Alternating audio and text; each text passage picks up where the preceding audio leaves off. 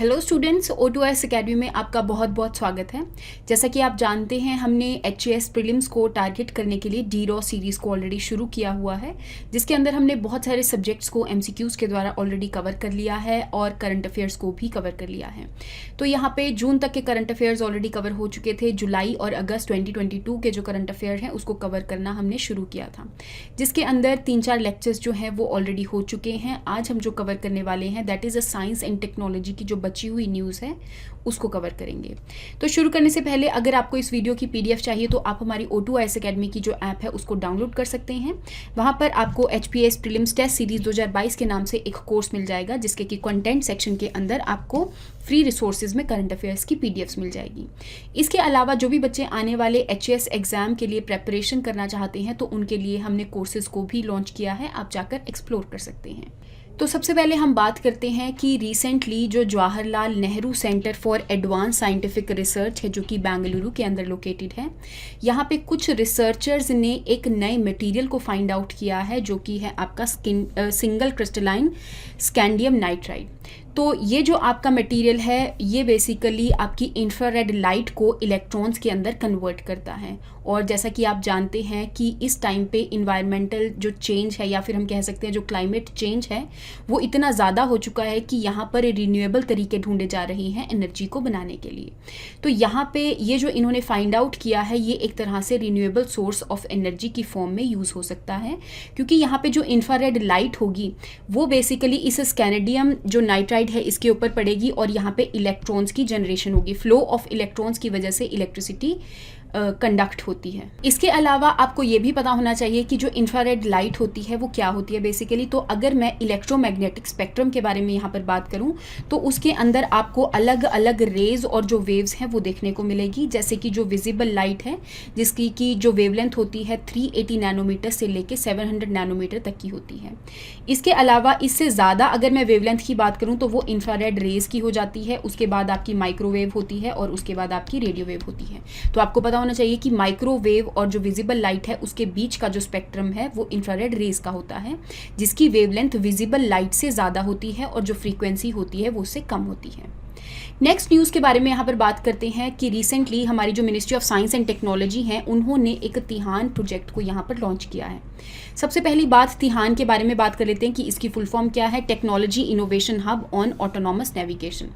Autonomous navigation का simple सा मतलब यहाँ पर ये होता है कि यहाँ पर ऐसे ऐसे व्हीकल्स बनाए जाएंगे जो कि खुद ब खुद ही नेविगेशन अपनी कर सकते हैं और इन व्हीकल्स को कोई भी ह्यूमन इंटरवेंशन की ज़रूरत नहीं पड़ती। अब ये जो यहाँ पे स्मार्ट मोबिलिटी व्हीकल्स बनाए जाएंगे तो ऑफकोर्स इनके अंदर कोई अलग अलग जो टेक्नोलॉजीज़ हैं उसको यूज़ किया जाएगा।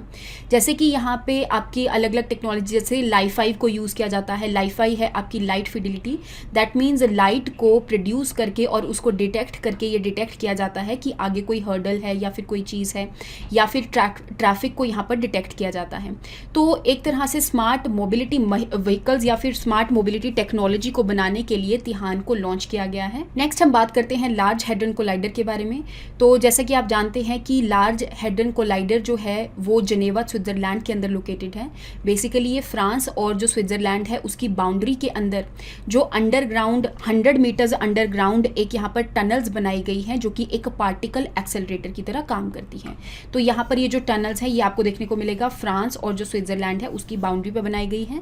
लेकिन यहाँ पे जो European organization for nuclear research है इसका जो हेडक्वार्टर्स है वो जेनेवा स्विट्जरलैंड के अंदर लोकेटेड है और इसको थर्ड टाइम यहाँ पर रीइग्नाइट किया गया है। इससे पहले जब सबसे पहली बार किया था तो उसकी वजह से एक पार्टिकल जो है वो यहाँ पर देखने को मिला था, जो कि है आपका हिग्स बोसोन पार्टिकल या फिर हम इसको गॉड पार्टिकल के नाम से भी जानते हैं। तो यहाँ पे हिग्स बोसोन जो पार्टिकल्स हैं उसकी डिस्कवरी हुई थी। अगर मैं हिग्स बोसोन पार्टिकल्स के बारे में यहाँ पे बात करूँ तो बेसिकली ये हिग्स फील्ड के साथ इंटरैक्ट करती है और किसी भी मैटर को मास देने के लिए जो हिग्स बोसोन है वो रिस्पॉन्सिबल रहते हैं।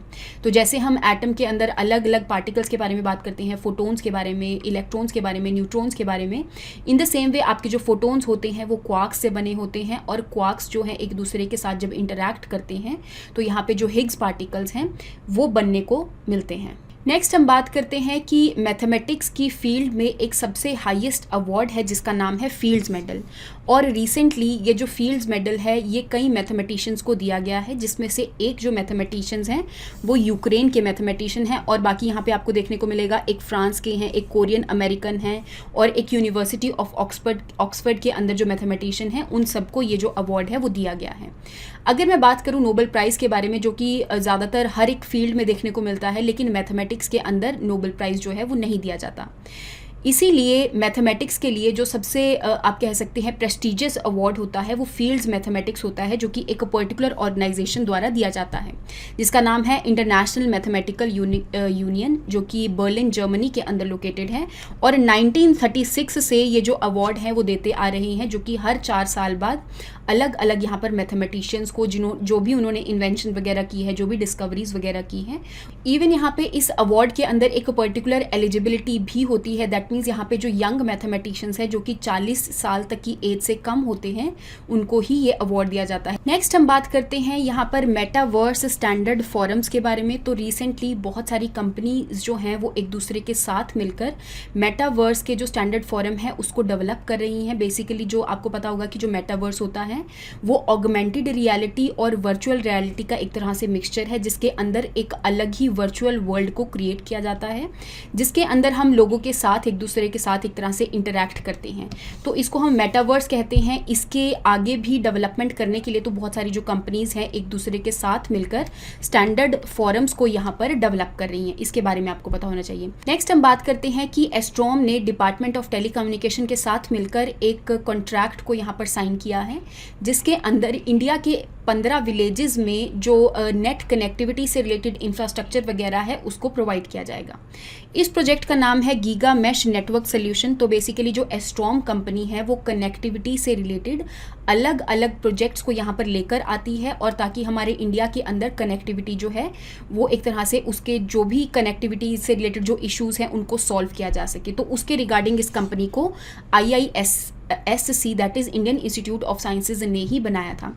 इसके अलावा अगर मैं बात करूं कि जो गीगा मैश नेटवर्क है उसको कौन कौन सी यहाँ पे चीज़ें जो है वो सपोर्ट कर रही हैं, तो IISC के अलावा technology innovation hub and art park जो है वो इसको सपोर्ट कर रहा है। तो बेसिकली विलेजेस के अंदर भी आर्टिफिशियल इंटेलिजेंस जैसी जो चीज़ें हैं वो आ सके, तो इन चीज़ों को सपोर्ट करने के लिए इस प्रोजेक्ट को डिपार्टमेंट ऑफ टेलीकम्युनिकेशन ने साइन किया है। नेक्स्ट हम बात करते हैं कि रिसेंटली एक यहाँ पर एक्सपेरिमेंट को किया गया है, कंडक्ट किया गया है, ताकि यहाँ पे डार्क मैटर को डिटेक्ट किया जा सके। अगर मैं इस एक्सपेरिमेंट के बारे में बात करूँ जिसका नाम है लक्स ज़ेपलिन एक्सपेरिमेंट, जिसका सिंपल सी यहाँ पे एक पर्टिकुलर फुल फॉर्म है, that is large underground xenon experiment and zoned proportional scintillation in liquid noble gases. That means यहाँ पे नोबल गैसेज को यूज़ करके डार्क मैटर को डिटेक्ट किया जा रहा है इस एक्सपेरिमेंटेशन के अंदर। और ये जो आपका डिटेक्टर है वो बेसिकली US के अंदर लोकेटेड है, लेकिन ये अलग अलग कंट्रीज़ की कोलैबोरेशन है, जैसे कि US, UK, पोर्चुगल, रशिया। इसके अंदर जो अलग अलग इंस्टीट्यूट्स हैं इन्होंने मिलकर इस डिटेक्टर को बनाया है। अगर मैं यहाँ पर डार्क मैटर के बारे में बात करूँ तो जैसा कि आप जानते हैं हमारे यूनिवर्स के अंदर एक विजिबल मैटर होता है, एक नॉन विजिबल मैटर होता है। विजिबल मैटर के अंदर जितनी भी आपके सोलर सिस्टम्स हैं, गैलेक्सीज हैं, ये सारी की सारी चीज़ें जो हैं वो आपको विजिबल रहती हैं। लेकिन उस यूनिवर्स के अंदर कुछ ऐसी चीज़ें भी हैं जो कि हमें विजिबल नहीं रहती। इसी इनविजिबल यूनिवर्स के अंदर आपको डार्क मैटर और डार्क एनर्जी देखने को मिलेगा। तो अगर मैं यहाँ पे सबसे पहले डार्क मैटर के बारे में बात कर लेती हूँ, तो डार्क मैटर के अंदर जो पार्टिकल्स होते हैं उनका कोई भी चार्ज नहीं होता है। इसके अलावा डार्क का सिंपल सा मतलब ये है कि वो कोई भी लाइट जो है उसको एमिट नहीं करेगा, और मैटर का सिंपल सा मतलब होता है कोई भी ऐसा सब्सटेंस जिसका कोई ना कोई मास हो। दैट मीन्स इनके पास मास है, चार्ज नहीं है, और ये लाइट को एमिट नहीं करते हैं, इस वजह से ये हमें देखने को नहीं मिलते। इसके अलावा अगर मैं डार्क मैटर के बारे में बात करूं तो इसके अंदर आपको ज़्यादातर अट्रैक्टिव फोर्सेस देखने को मिलेगी। दैट मीन्स इसके अंदर जो पार्टिकल्स हैं वो एक दूसरे से अट्रैक्ट हो रही हैं। इसका मतलब हमारे यूनिवर्स को जो एक फोर्स है जो बांध कर रख रही है वो है आपका डार्क मैटर। इसके अलावा अगर मैं बात करूं कि डार्क मैटर आपके यूनिवर्स में कितना परसेंटेज देखने को मिलेगा, तो हमारे यूनिवर्स के अंदर टोटल जो विजिबल मैटर है वो आपका 5% है, और डार्क मैटर के बारे में बात करूं तो 27% है, और जो आपका डार्क एनर्जी है दैट इज़ 68%। तो फिर अब डार्क एनर्जी के बारे में भी बात कर लेते हैं। जैसा कि मैंने आपको परसेंटेज वाइज बताया ही है कि आपको हमारे यूनिवर्स के अंदर 68% जो है वो डार्क एनर्जी देखने को मिलेगी।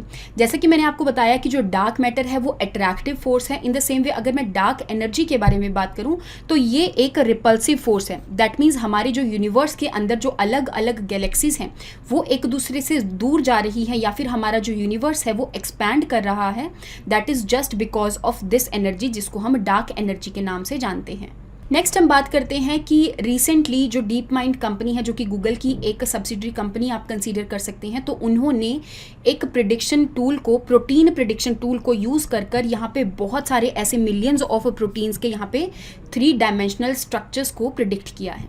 तो अगर मैं इस टूल के बारे में बात करूँ, जिसको हम अल्फा फोल्ड के टूल्स के नाम से भी जान रहे हैं, तो इसके भी अलग अलग वेरिएंट्स हैं। जैसे कि अल्फा फोल्ड 1 हो गया आपका, अल्फा फोल्ड 2 हो गया आपका। तो ये एक बायो इन्फॉर्मेटिक्स का टूल है जिसके अंदर प्रोटीन सीक्वेंसेस को डाला जाता है, और उन सीक्वेंसेस को यूज़ करके ये जो आपका टूल है वो प्रोटीन के 3 डायमेंशनल स्ट्रक्चर्स को बना देता है। और बेसिकली इस टूल की अगर मैं खास बात यहाँ पे बात करूँ, खासियत के बारे में बात करूँ, तो इसकी खासियत ये है कि ये आर्टिफिशियल इंटेलिजेंस के ऊपर बेस्ड है। दैट मीन्स ये अलग अलग डीप न्यूरल नेटवर्क्स को यूज़ करके प्रोटीन के जो स्ट्रक्चर्स हैं, 3 डायमेंशनल स्ट्रक्चर्स है, उसको बनाएगा। तो जैसे कि आप जानते हैं कि हमारी टेक्नोलॉजी के अंदर बहुत सारी एडवांसमेंट जो है वो हो रही है, और आने वाले टाइम में हम हर एक चीज़ के अंदर आर्टिफिशियल इंटेलिजेंस को यूज़ करना शुरू कर देंगे, जो कि एक मशीन लर्निंग के ऊपर बेस्ड होता है। तो दैट मीन्स ये टूल भी मशीन लर्निंग के ऊपर बेस्ड है, और यहाँ पर जो भी प्रोटीन के नए नए स्ट्रक्चर्स को प्रिडिक्ट करेगी वो एक तरह से लर्निंग प्रोसेस के द्वारा ही प्रिडिक्ट करने वाली है। और इस टूल को यूज़ करके बेसिकली जो ड्रग डिलीवरी कह सकते हैं आप, या फिर जो अलग अलग जो डिजीजेस की डिटेक्शन है वो बहुत ज़्यादा ईजी हो जाएगी। तो इस चीज़ के लिए इस टूल को यूज़ किया गया है। आई होप आपको यहाँ तक जो साइंस एंड टेक्नोलॉजी के रिलेटेड जो करंट अफेयर्स हैं उनके बारे में समझ में आया होगा। तो नेक्स्ट क्लास के अंदर हम नेक्स्ट टॉपिक के साथ मिलेंगे। Thank you so much and have a nice day.